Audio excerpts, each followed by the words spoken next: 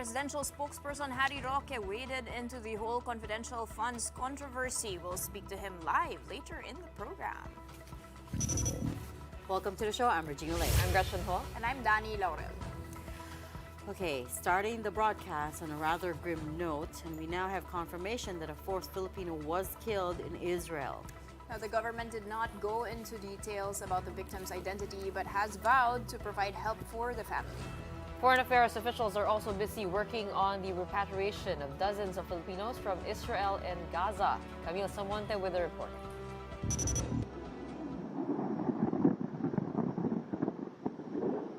As hostilities grow between Israel and Palestinian militant group Hamas, so do the casualties. The Department of Foreign Affairs confirmed another Filipino killed in the war, the fourth one so far.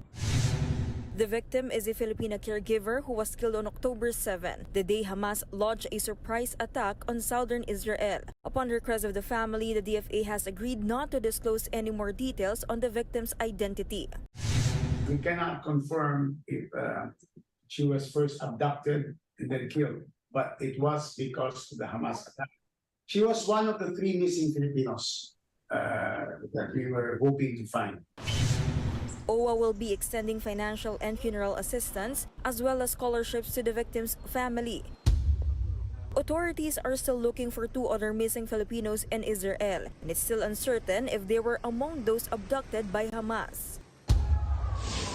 Meanwhile, the DFA has given assurance that no Filipino got caught up in the hospital blast in Gaza, where hundreds died.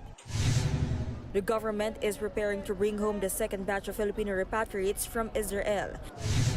The Philippine Embassy in Tel Aviv is also waiting for the Israel side of the Rafah border to open so it can proceed with the repatriation of some 78 Filipinos from Gaza. It could be possible by the end of today, Israel time, or tomorrow, meron ng opening. Because the Israelis have always said, be ready at any time because it could be at any day. And when it's open, it's not a permanent, it will not be a permanent opening. It will be for a window, maybe 12 hours, 24 hours. For News 5, Camille Samonte, we are One News. Now, the second batch of repatriates will arrive tomorrow, October 20, around 3:45 p.m. The DFA is expecting around 20 people in that group. The first batch had around 16 and they arrived yesterday, Wednesday. The DFA has also placed Israel under alert level 2, while the Gaza Strip remains under alert level 4.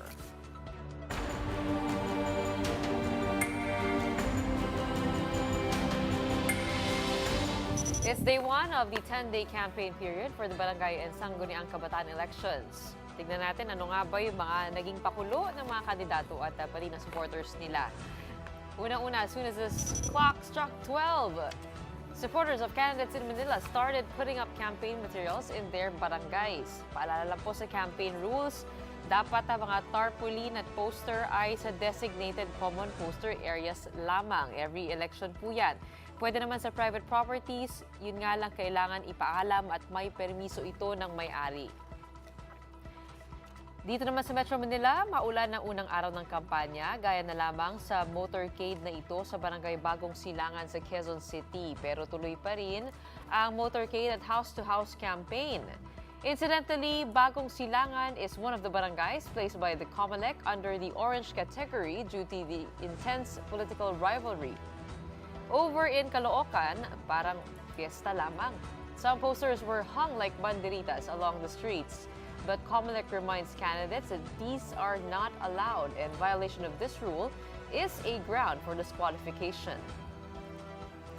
Now, while others conducted more traditional campaigns, some decided to come up with new strategies. Over in Cavite, these sports cars caught the attention of many residents as they were used to promote a candidate. Comelec says there are no issues if these cars are personally owned by the candidate, but if these were rented, the candidate would have to include this in their SOSI or Statement of Contributions and Expenditures. And over in Baguio, this candidate for Barangay Kagawa dressed up as your friendly neighborhood Spider-Man. He sported this superhero costume while distributing flyers and conducting house-to-house campaigns. Meanwhile, the PNP has increased security measures at various checkpoints. In Quezon City, motorcycle riders are asked to present their licenses and registration documents. Some car drivers are asked to roll down their windows. Latest data from the Comelec shows that 246 barangays are under the red category or Comelec control due to security threats. The poll body is still waiting for a report from the PNP if the list should include Bukay Abra, where a candidate for Barangay Kagawad was shot dead on Tuesday. Dati po kasi ang kulay po niyan ay kulay yellow pa lamang. Ibig sabihin, hindi pa po gano'n na tinitingnan bilang isang areas of serious concern. Ngayon po, titingnan po natin kung ang magiging report na po ng PNP ay magiging orange ba siya o kulay red na po yung category niya. At kung sakasakali po na sa mga susunod na araw ay bigla pang mas lumawak ang karahasan, baka po mailagay na natin sa Comelec control. All right, we're going to get more details on this first day of the campaign period for the barangay and SK elections with Comelec Spokesperson Rex Laudiangco a little later in the show. For now, we're going to take a very short break, and after that, Laban o Bawi. President Marcos says, no, the Maharlika Investment Fund is not on hold. It's still happening. The details when we return.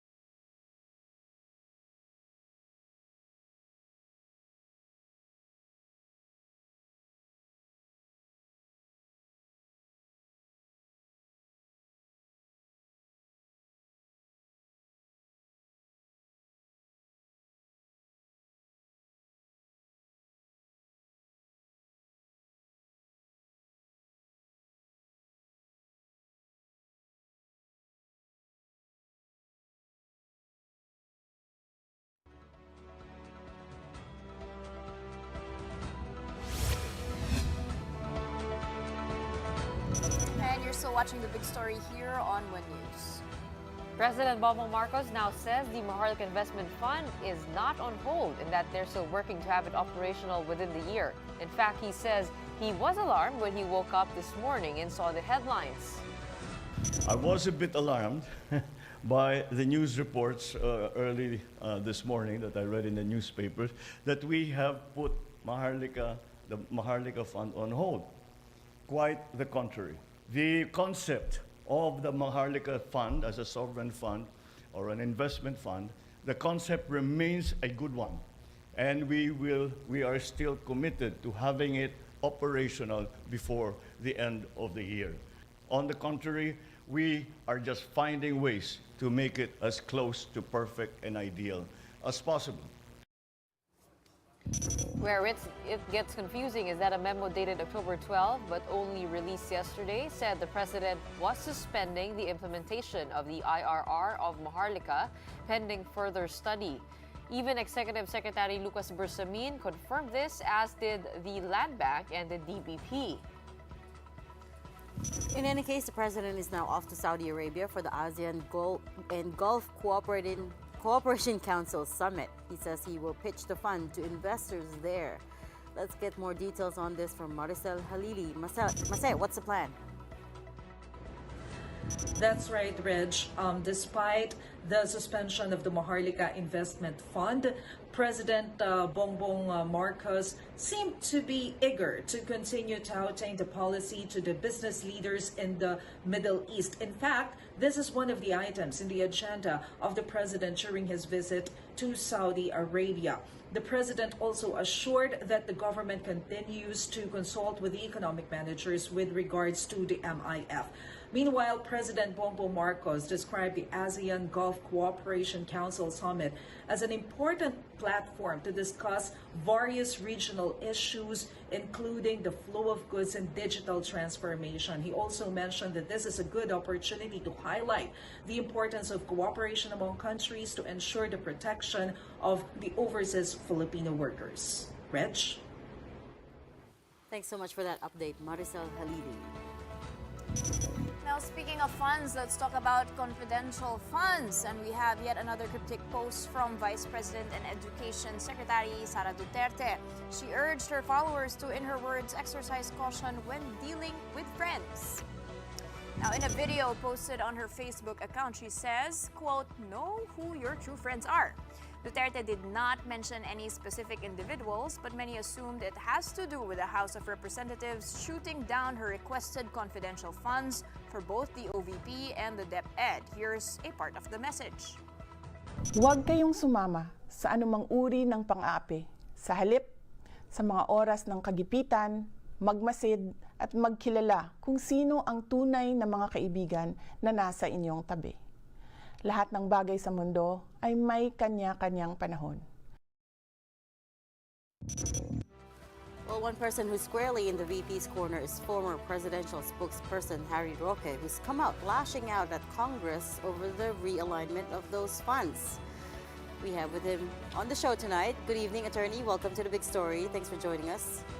Good evening. It's a privilege to join you tonight. Chismis muna tayo. Who do you think the Vice President was referring to, by the way? Do you know? Well, I think it's members of Congress who were her allies in UNITEAM, but who are now picking on her confidential funds. Why do you use the verbs picking on her? I'm interested. Because they only singled out the confidential funds of the Vice President. They did not question the confidential funds of the President, who incidentally also has an intelligence fund as Commander-in-Chief of the Armed Forces of the Philippines, and did not question also their own confidential funds of 1.6 billion pesos, as well as the 331 confidential funds of the Senate. Hold on. A lot to unpack there, but I'm going to address 2 points. Number one, they did realign or take away, let's use a simpler word. They did take away the confidential funds of three other agencies apart from DepEd and OVP's office. And secondly, I think Congress has already addressed this. They said they do not have confidential funds. It's called miscellaneous and extraordinary expenses, which is different from confidential and intelligence funds. Well, the budget bill itself speaks otherwise, and that's the best evidence. It says it is confidential and miscellaneous expenses. It did not say it was miscellaneous expenses alone. But what makes it worse is that, according to my own personal experience, they're questioning confidential funds because it does not go through the usual process of accounting and liquidation. But Congress is worse because the entire budget of congressmen are never subjected to liquidation. It's only subject to a certification that it is being spent for a public purpose. And that is why I had to bring up this practice, which apparently began because of concurrent resolution number 10 adopted in the 15th Congress, which classifies the budgetary allocation of both the House and the Senate as being confidential. So actually, it's all hypocrisy. It's all intended to target the Vice President. It's an attack on the Vice President because otherwise they should have also, number one, allotted 1.6 billion, which is under the line budget item of confidential and miscellaneous expenses for purposes of protecting the West Philippine Sea. And number two, since the 15th Congress, the policy of Congress has been really to treat the entire budgetary allocation of each member of Congress as being confidential. As in fact, there's no liquidation required, only a certification required. Why do you think this is picking on the Vice President? Isn't it just safeguarding the people's money better? At naalarma lang po yung ating members of Congress dahil nga po malaki, lumobo yung amount of confidential funds. At yun nga po ang question nila, nasa mandato po ba ng DepEd itong mga intelligence activities when we have the PNP, when we have our security forces who was supposed to be in charge of that? The very definition of confidential funds is that this is intended to gather intelligence on the part of civilian agencies. Now, we all know that as far as the DepEd is concerned, that the Communist Party of the Philippines, the CPP-NPA, actually started grade schools to begin the process of indoctrination. And as far as MILF separatists, they also have fundamental Islamic schools beginning at grade school. So that obviously is the reason why there is 150 million confidential fund for the DepEd. As far as the Vice President is concerned, 500 million pales in comparison to, if I'm not mistaken, 2.3 billion confidential fund allotted to the President, in addition to his 2.3 billion intelligence funds. Intelligence funds, which I understand because he's Commander-in-Chief of the Armed Forces of the Philippines, but if they were not picking on the Vice President, then all confidential funds should have been allotted for purposes of protecting the West Philippine Sea. Attorney Roque, why are people picking on Vice President Sara at this moment? What does it say about her popularity? What does it say about her possible positioning for 2028? Well, this is all related to 2028 because they want to shoot her down as early as possible. Ang term is binibinay, except that the process started way earlier compared to Jojo Binay. But although binibinay si VP Sara, I don't think it will have the same results, because in the first place, there's not been any allegation that the confidential funds of Mayor Sara were ill-gotten, or misappropriated, or in any way spent in order to benefit herself. Number two, there's not been any allegation that Inday Sara has any ill-gotten wealth, unlike the case of Jojo Binay, where they showed videos of his fantastic farm in Batangas, which looks like Disneyland. So it's very clear. It's a target. It's a political attack on the Vice President to shoot her down, because until now, she has approval and the highest approval and trust rating of any public official. And of course, if elections were to be held today, she would win by a very large majority. Okay, Attorney, nabanggit nyo nga po kanina dun sa tanong ko na ito nga po, used for gathering information on yung movements ng recruitment of outside forces, but also the former president says that Sara intended to use this for the ROTC. Hindi po ba, wala naman po yun dun sa definition of confidential funds? Well, I don't know what the president said, but what's clear in my mind, it's like the president, who also has a 2.3 billion confidential fund. The vice president is the second highest official in the executive branch of government, and in our system of government, the executive branch of government implements the law, particularly against terrorist groups such as the CPP-NPA, for which the vice president is renowned because during her term as mayor of Davao, she was able to declare Davao as insurgency-free. And secondly, she's also co-chair of the LTFRB, the objective of which, of course, is to counter the propaganda of the terrorist CPP-NPA group. Pasensya na, Attorney, I need to press the point. I don't think it's fair, though, to compare the President's CIF with the Vice President's, because technically, the Vice President is seen as a spare tire, right? And as you pointed out, the President is not only the commander of the Armed Forces of the Philippines, he's also the chief architect of foreign affairs. So that's correct. But what I'm saying is, as chief of the Armed Forces, he already has intelligence funds of 2.3 billion. So why allot another 2.3 billion in confidential fund to the president? And what I'm saying is, as the second highest executive official in the land, she also has the same function as the president to protect the Constitution and defend the Constitution. Remember, it's an oath of office that the president and the vice president took. So it's a common task, especially where the president appointed the vice president as co-chair of the LTFRB, which is an anti-insurgency platform. And yet the former Vice President, Leni Robredo, had zero confidential funds. Because she had zero functions other than being a spare tire, unlike VP Sara, who is NTF chairman as well as secretary of the DepEd. So why would you give basically a spare tire excess funds if she's not doing anything for it anyway? But remember, this is the fault of VP Leni, because she was appointed as a member of the cabinet. And as a member of the cabinet, she spoke out against the president in an international gathering. So she did not have these confidential funds because she did not need it, because literally she was a spare tire, unlike VP Sara. Attorney, what is VP Sara asking for at this point? Does she want the entire amount put back? Does she want a lesser amount but still confidential? Or what exactly is she fighting for at this point ngayon na tinanggal na?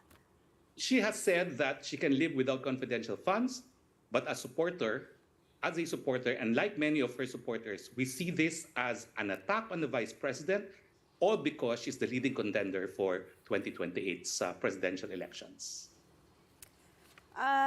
Attorney Roque, I'm also curious, if you don't mind me asking, why are you speaking out now?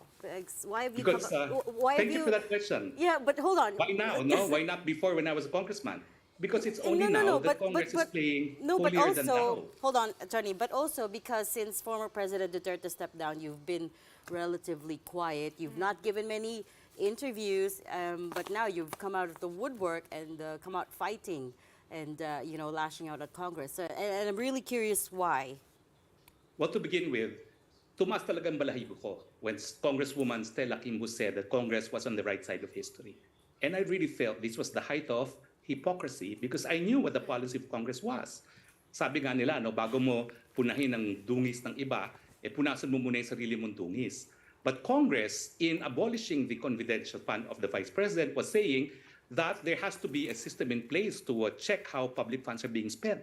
But Congress itself does not have that system because it has classified all its budgetary allocations as confidential.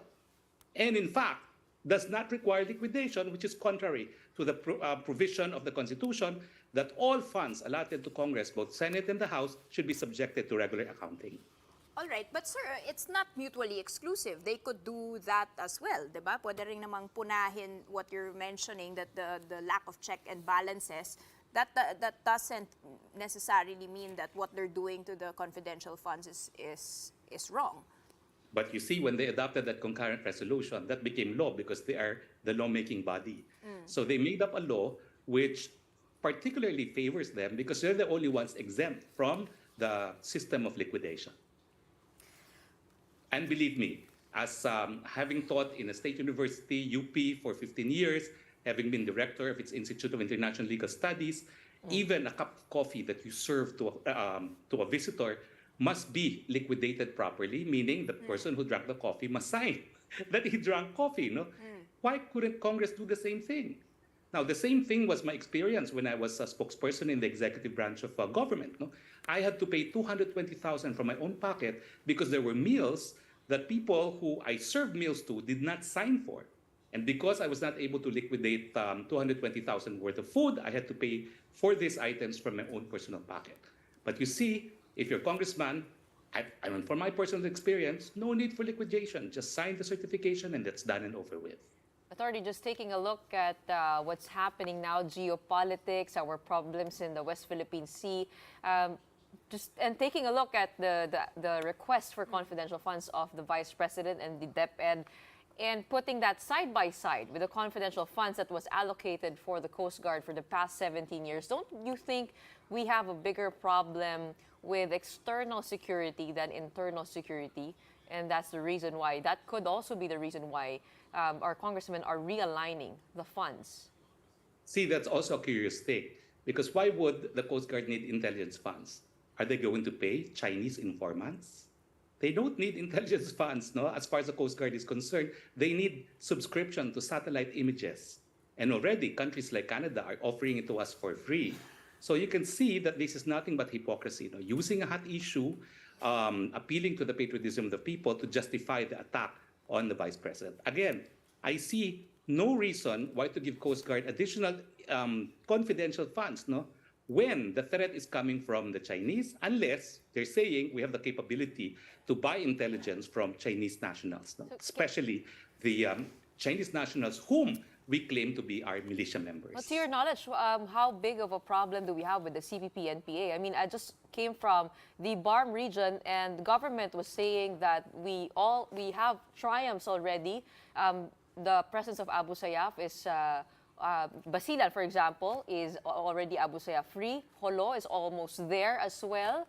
How big of a problem do we have when it comes to terrorism and the communism of CPP-NPA? With what's happening in the Middle East, I could see Islamic fundamental groups now becoming active again. Already we see protests in support of Palestine. That by itself is not bad. But you can imagine, perhaps in the near future, because of our very support for Israel, then some fundamental Islamic persons may in fact launch reprisals against us for support for Israel. And that is why confidential funds and intelligence funds are very important, because unless you can identify what the enemy is doing, you will not be prepared for their actions. Yun nga lang, parang mandato pa rin po ba yun ng DepEd, pati ng VP. Well, mandato po yan ng Vice President as the second highest executive official. Kasi like the President, they also took an oath to defend the Constitution of the land. And of course, terrorist groups, insurgency groups, separatist groups want to veer away from the Republic of the Philippines. We have problems of inflation, and there are calls to... Sorry, Daddy. Go ahead. Just to press that point, but then, Attorney, we come back to the same argument earlier, which is that the President is in charge of that. Hindi po ba? May No, it's not an exclusive function. Well, he's the Especially where the commander-in-chief. President has provided additional functions for the Vice President. She is co-chair of the LTFRB. See? So she has given her a mandate to fight insurgency in the country.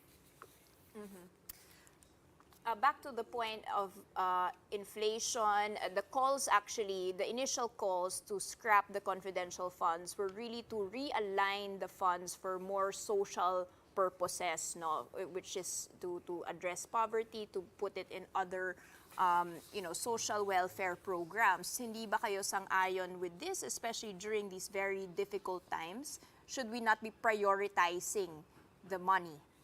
Well, they need to walk the talk, because so far what I know is that they're going to give it to agencies to protect the West Philippine Sea. I have not heard that they will give it to the SWD as additional funding, additional MOE. I have not heard that they will give it to the Department of Health to support the program of which I am the principal author of, Universal Healthcare. So if they had opted to spend these funds on these items, then perhaps we can see the rationale for it. But they have not said so. And VP would be happy with that? Well, she says she can live without confidential funds, but the reality is it is still an attack on her. When you say that you don't think the Coast Guard needs additional confidential funds, Attorney Roque, do I take it to mean you don't think China is a big threat? What we need are more equipment for the Coast Guard, not confidential funds. They need more boats, correct. But that's not what they're going to use the funds for. Are they? They need to purchase more boats. They need to purchase more equipment, military equipment. But that's not what they're saying. They're saying they're going to give them confidential funds. And for crying out loud, why will you need confidential funds at sea when all you need are satellite images of who is or who are in our exclusive economic zone? Doesn't that make sense? That would fall under intelligence, wouldn't it? Well, no, because the Coast Guard is a civilian, not military. So it would be confidential funds. Tell us more about how you believe this would affect the 2028 polls if you're saying naman po that she's the front runner, and if it's just up to the people to vote, what would this realigning the confidential funds do to her candidacy? Well, in the first place, they make her look bad by portraying that she doesn't need confidential funds, which is why we're having this discussion in the first place. Despite the fact that she's not just vice president, but co-chair of LTFRB and secretary of education. Number two, they want to limit her resources because, of course, confidential funds constitute resources for her as vice president. The 500 million will be additional resources for her as vice president. So they're depriving her of funds to limit, basically, her accomplishments as vice president. Attorney, sabi po ng Congress, they had a realization na naaabuso na nga yung CIF. Who do you think gave the green light to deny VP Sara's funding? The Speaker, of course. As a former member of Congress, a decision as big as this, remember, in Congress, members of the majority are not even allowed to ask questions during budget deliberation. Why? Because they're part of the majority, and they're supposed to be supporting the budget proposed by Malacanang because they are part of the majority in the House. But this is unusual because for the first time, an administration-controlled Congress is the one that decided to do away with funds for Vice President who belongs to the same ticket as the President. Buti sana kung oposisyon si Mayor Sara, maintindihan natin, dahil magkatunggali sila. Pero not when they are allies from the very beginning. And as a supporter of Sara, I would dare say that VP Sara had her share in realizing the victory or contributed substantially in realizing the victory of the president as president. No? Attorney, may konting rumors lang daw po na you've been shadowing daw VP Sara sa DepEd. Any truth to that? I don't know what they mean by shadowing, but I'm obviously guarding the back of Inday Sara against the syndicates in DepEd. Do you have any role in her office? In her Absolutely none, and I'm happy not to have any role in government right now. I'm back to my old self, no, as a crusader for good governance. What are you doing, Attorney Roque? I'm practicing law, I'm Okay. guarding Congress, and I will guard all corrupt individuals in this bureaucracy, especially PhilHealth. PhilHealth! A hindrance Okay, to that's a the whole correct different and effective conversation. implementation of the law, of which I'm a principal author of, the Universal Healthcare Law. And I think people know that with this recent attack on PhilHealth, this is also the same reason why the dead can get free dialysis, because they have no proper computerization system, no? Which they have been resisting, because a proper computerization system in PhilHealth would mean that the dead could no longer avail of dialysis benefits. Yun yung corruption na sinasabi. What did you make of the ransomware attack? The recent ransomware Well, I think attack? that's really a manifestation of gross negligence on the part of PhilHealth, because they're really resisting automation. Because when they're automated, chances are the corruption within PhilHealth will be minimized, if not automatically disappear. No? Because when you have automation, when you have records, medical records, when you have records of who are dead and who are alive, then you would minimize fictitious claims against PhilHealth funds. And with all the vulnerabilities, do you think that's where we need confidential funds? Or Well, not until we clean up Confidential PhilHealth. for PhilHealth. Let me mention that when I was author of the Universal Healthcare Law, I wanted to abolish PhilHealth and replace it with the National Health System, in order to highlight that medical insurance is not the same as universal health care, no? Unlike PhilHealth before. No? And I also wanted to rid PhilHealth of the corrupt officials, no? By creating a new entity, the National Health Service.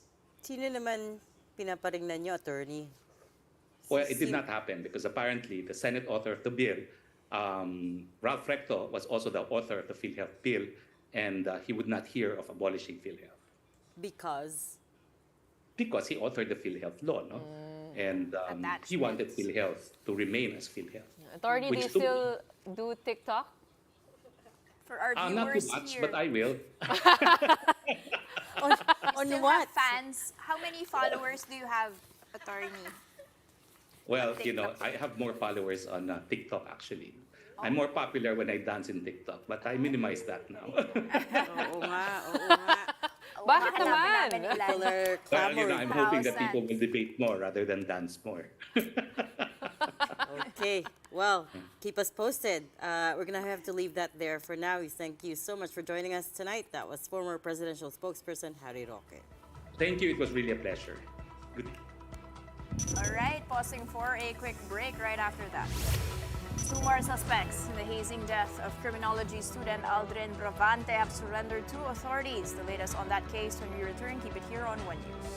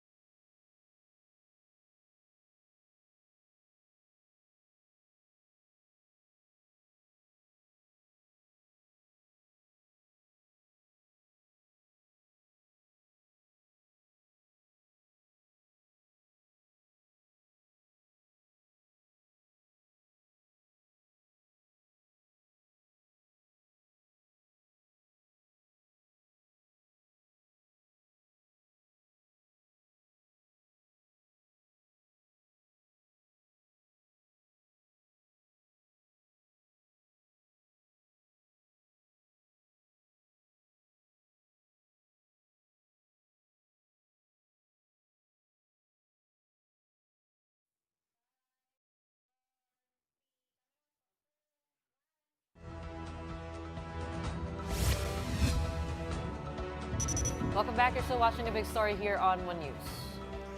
Jeff Tumbado, whistleblower and former executive assistant to LTFRB Chairman Teofilo Guadiz, has submitted to the NBI a sworn statement on the alleged corruption in the agency. Tumbado was initially subpoenaed by the NBI on Monday but failed to show up, saying he had other things to do. Now today, Tumbado faced the NBI together with his new lawyer, Bernardo Masangkay Jr. Now recall that Tumbado had already recanted his allegations. Masangkay says the sworn affidavit he submitted today simply explains why he took it back. Kami po ngayon ay nag-submit ng sinumpaang salaysay na naayon po sa investigasyon na ginagawa ng NBI. At yun lang po ang nangyari at may konting katanungan, clarificatory question ng NBI at nasagot naman lahat ng witness yung mga tinatanong ng NBI. Yung unang affidavit na kanyang sinubmit, nananatili yun. Itong dagdag niyang sinumpaang salaysay, para lang ipaliwanag mabuti kung bakit niya ginawa ang nasabing recantation.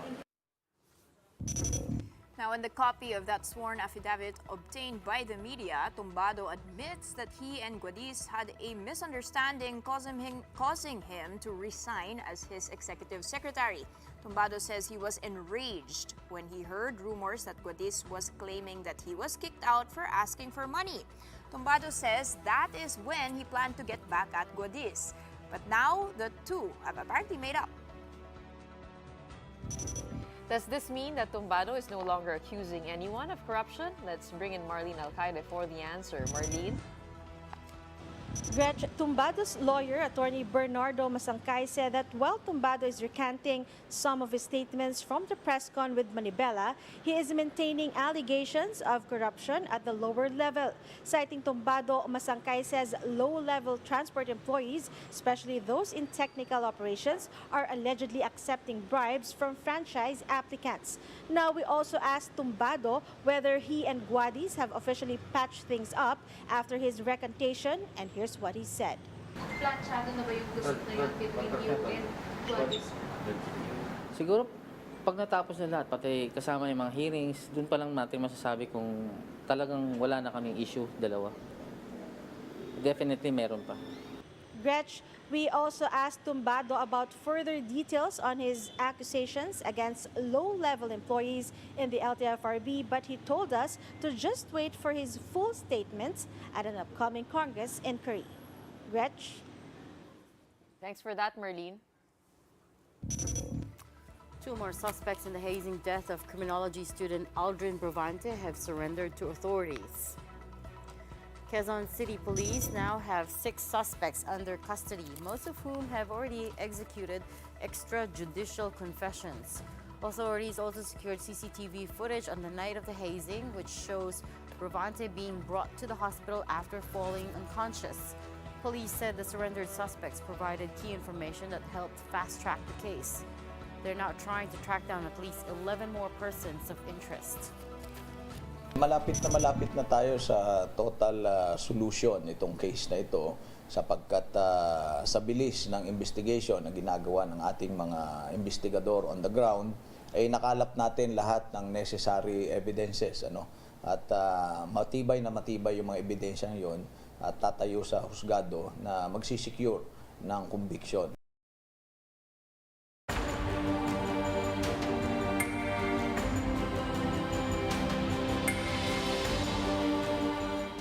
Let's get more details on the first day of the campaign period for the Barangay Nesque elections. Joining us tonight on the line is Comelec Spokesperson Rex Laudiangco. Good evening. Magandang gabi po, Sir Danny, Ma'am Rich, and Ma'am Gretchen. Magandang gabi po sa ating lahat. Thank you so much for joining us. I know you've been busy, but how was day one? Apart from those who have already started putting up their banners and started, campaigning today, kamusta po yung unang araw? the reports coming in from the field, ma'am, are good naman po. We believe that most of our candidates are disciplined and they're following the laws. Meron naman po lang talagang ilan na mga hindi sumusunod. Kaya yun po ang nangyayari, nagbabaklas po kami and we will file cases against them. By the way po, tomorrow, October 20, we will be launching a nationwide simultaneous Operation Baklas.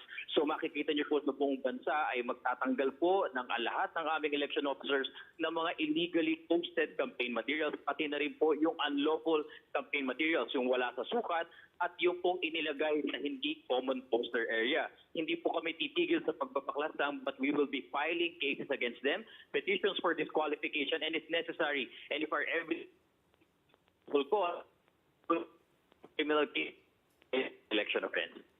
Kaya alam po natin, ang barangay at SK elections, isa po yan sa pinakamadugo. Ika nga, any violence reported today? So far, wala po today, but the other days po meron. For the other election-related incidents, 7 had already been validated. Ito na po yung talagang nakumpirma ng ating PNP at AFP na election-related. We're praying na hindi na po madagdagan at kaya nga po nag-declare na ang Comelec ng 242 barangays under red category. Ang purpose po nito is so that we could calibrate and proportionately place our troops po, yung ating PNP and AFP, and put up more checkpoints in those areas. And hopefully, with our actions, baka po mapababa natin into category orange yung mga red na po. What about instances of vote buying, Attorney? I wonder if you've heard of any such issues. There are 46 cases reported to the Committee on Contrabigay po, and out of the 46, 5 had already been filed with the petitions, formal petitions for disqualification. There are others complaints also being prepared for an election offense. So ito po kasing vote buying, this will result into a petition for disqualification and administrative disqualification of the candidate, and also for an election offense, which we will be filing with the regional trial court, and the punishment for that penalty is 1 to 6 years imprisonment for feature of the right to suffrage and perpetual disqualification to hold public office. Hindi ba mahirap to prove that, Attorney? Sa ngayon po kasi nakakatuwa po ating mga kababayan mismo po ang nagbabantay. Ang sinasabi nga po namin sa mga kandidato, hindi man ganun karami po ang Comelec, wala pa kaming 6,000. Kasama naman po namin ang PNP, AFP at ang NBI, pati ng Philippine Coast Guard at yung 110 million Filipinos. So far, we have 7,000 candidates who have been issued with show cause order.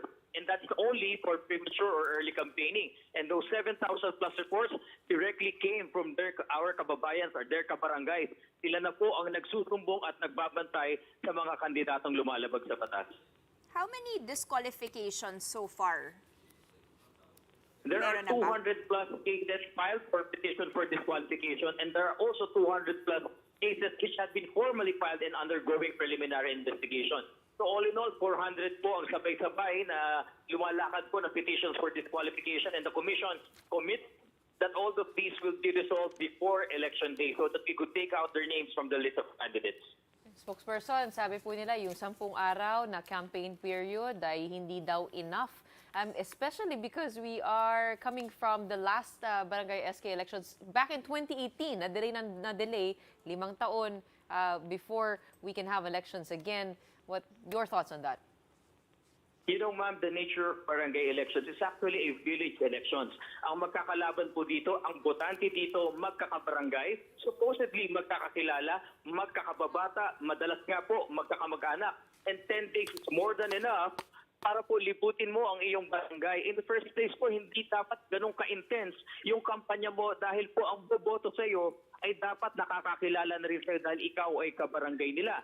Nagtatanong din po sila, sabi nila yung 5 pesos per registered voter is not enough for them for the expenditure. Eh sabi naman po na, bagamat ito po kasi ay outdated or sobrang inflated na po itong value, evaluated ng 5 pesos as of today dahil 1985 law.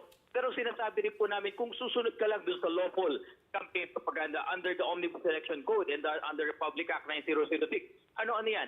Flyers and leaflets, posters and streamers. And then ikaw na po, maglakad ka na, mga panya ka na, magpahay-pahay ka na, hindi ka gagastos ng ganun karami. And in line with that, ang pamimigay ng anything of value, ang t-shirts, ang ball caps, ang ball pen, dahil po ayon sa Section 261A, giving of food, money, or anything of value, it's constitutive of So, bawal daw mamigay ng ballpen, ng sombrero, ng mga Well, the limit merchandise. is 5 pesos per voter. voter, which Yes. is based on a old law. Ayan, there we have spokesperson again. Spokesperson? Yes, ma'am. Okay, maraming salamat po. Thank you for putting that in perspective. Tama nga naman, kung kapitbahay mo, dapat kilala ka na, wouldn't take so much, right? Yeah. Your track record should speak for itself and your reputation. And then lastly, sir, I just wanted to clarify for the viewers, no, for you were talking about illegal posters. The liability is of course on the candidates, pero yung mga private property owners, are they also liable? May penalties ba for them? Not necessarily, Toma. Yung po ating posters, for as long as they're of the limited size of 2 feet by 3 feet, wala pong problema yan. But if you're going to put that up in private properties, you have to comply first with the size, and second, to secure the permission, the express permission of the property owner. Otherwise, the property owner himself or herself may file a case against you. They may complain with Comelec, and that will ensue a petition for disqualification or a case for illegal campaigning. So wala naman po problema basta nasukat at kumuha ng permito. Sa public places po, hindi lahat ng public places ay pwede magkabit ka. That is why we have duly designated common poster areas at dun lamang po dapat ikabit ang ating mga posters. Spokes, how confident are you that there will be less violence this year? Or none, hopefully?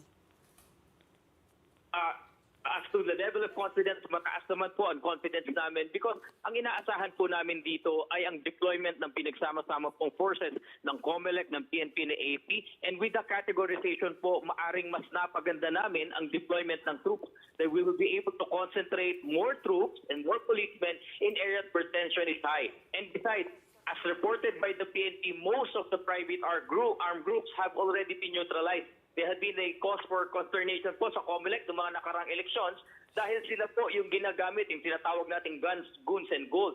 Karamihan po kasi sa mga private armed groups ngayon has been neutralized by the efforts of the PNP and the AFP. All right, we do hope for a peaceful campaign period as well as an election period. Thank you so much for joining us tonight, Comelec Spokesperson Rex Laudiangco. We're going to pause for one last quick break, but right after that, a dream come true for Filipino racer Bianca Bustamante as she officially joins McLaren for next year's racing season. The details when we return. Stay with us.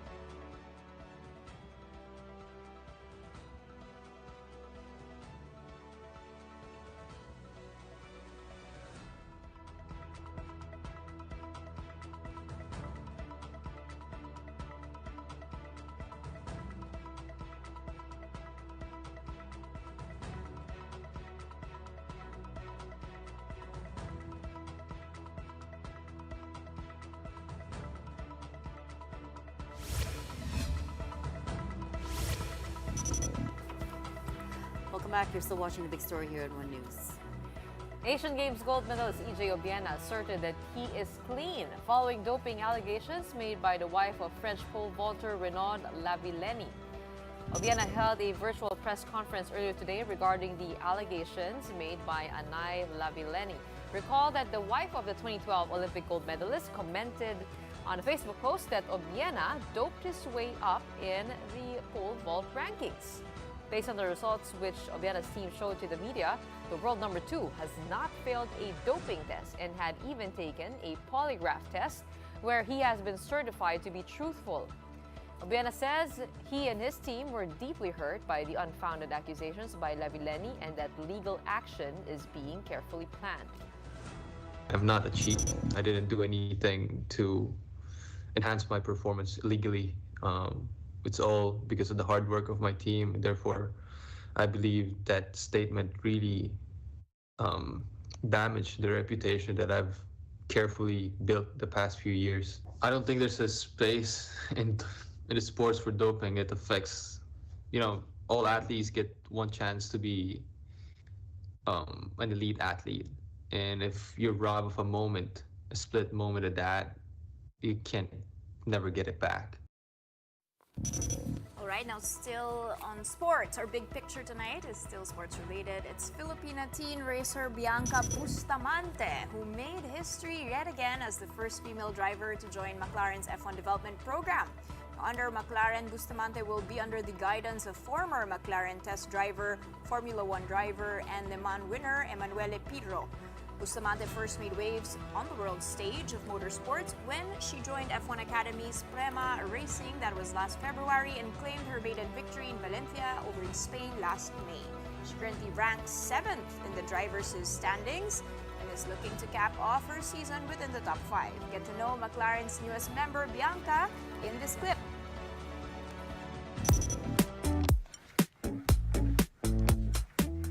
Hi, I'm Bianca Bustamante. I'm a McLaren development driver in the F1 Academy, and I'm so happy to be joining the Papaya family. Honestly, still a bit speechless. It still feels like a dream. Being this young girl in the Philippines, I was just dreaming to be one day, even in this, space or environment, and to actually be signed as a development driver. It is such an honor and true pride. I've grown up watching, and honestly, it's one of the things that inspired me the most. It allowed me to believe and to dream and to put in the effort to make those dreams a reality. And now that it is, I just can't wait to get back to work. I got to talk to her last year. Amazing. She's from Laguna. Homegrown talaga. Started karting dun sa Batangas racing circuit. At a very young age, I remember. Iba yung karting sa F1. So we know where she would practice. We don't have any tracks here. As in sa gaming. Yes, she has a gaming chair in her house. Gaming chair, virtual. Virtual. That's it's amazing, crazy. her training. And you get the same thrill and the same skills. Yet another Filipina athlete, I should point out, that's raising the flag for Tapos all of kinukwento us. niya sa akin dati na lagi niyang kalaban sa competitions, puro lalaki. She would be in the same class, and she would beat the boys, and the boys would be so picon, and then one of them didn't show up in the awarding. Kasi parang a girl beat me. Imagine, she went through all of that when she was very young, going up against the boys. Is she competing against different genders or female lang ba yung Kasi may category niya? May female category. Alam ko merong female, pero alam ko may mixed din. So impressive. Very impressive. Well, one to watch, definitely. And hopefully we have her in the show soon. But for tonight, that's the show. PR1 News, all sides, all the time. Thanks for tuning in. Have a good night.